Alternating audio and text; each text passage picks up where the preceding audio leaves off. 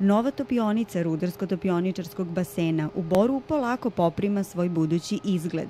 Novi komad opreme, najteži od kada je počela njena izgradnja, postavljen je na svoje mesto uz pomoć dizalice nosivosti 500 tona.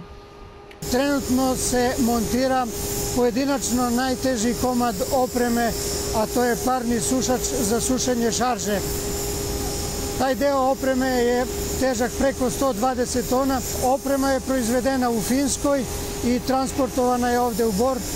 Direktor projekta izgradnje topionice, koja će, zahvaljujući modernoj tehnologiji, znatno umanjiti zagađenje vazduha prouzrokovano zastarelom tehnologijom proizvodnje bakra, kaže da radovi za sada teku po planu uz izuzetno visok stepen bezbednosti.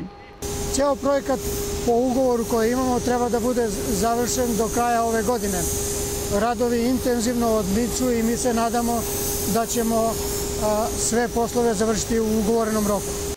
Izgradnji nove topionice prethodilo je rušenje jedne od linija na istom ovom mestu pre 2 godine. Tada je bilo za ne poverovati da će gotovo ruinirani objekat star oko pola veka uskoro zameniti novi moderni pogon na čijoj je izgradnji trenutno zaposleno oko 250 radnika. Bor, Danica Canić, televizija Pink.